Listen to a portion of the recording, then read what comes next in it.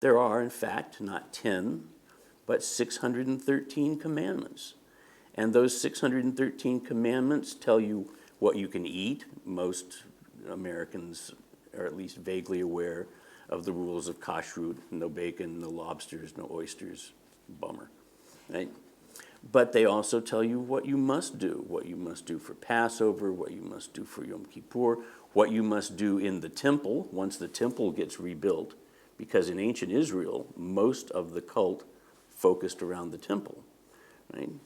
But as well, when the Romans destroyed the temple and ultimately expelled Jews from Palestine, the life of Jews in the diaspora focused around those other commandments that didn't have to do with the temple, and they're waiting, right, until the temple is rebuilt at the end of the Passover Seder next year in Jerusalem, right, when Jerusalem's rebuilt.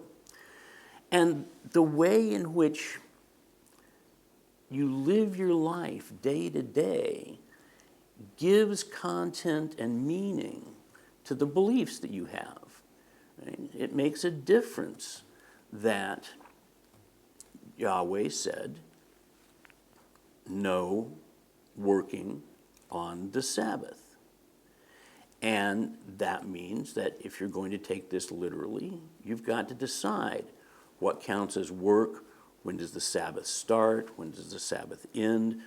If you have to distinguish what counts as work, then you're distinguishing those things that are not work, and that's also going to go into how you organize your life.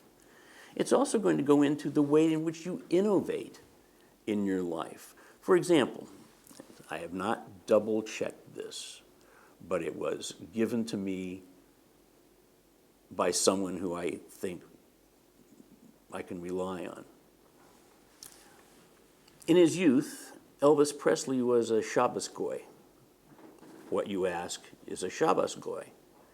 A Shabbos goy is a Gentile, a non-Jew, that you hire to come in on the Sabbath and do the things that count as work, so that A, you don't violate your requirements, but B, you can get the things done that need to be done over that period of 24 hours.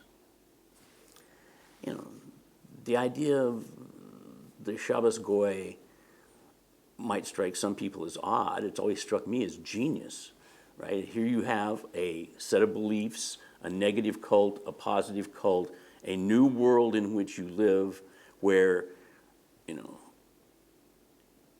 you're not talking about candles and certain kinds of power sources. You're talking about electric lights and other things.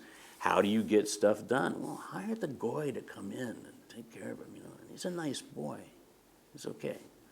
And those kinds of innovations are a consequence of, newly, if you want to use this language, emergent properties of the world in which you find yourself.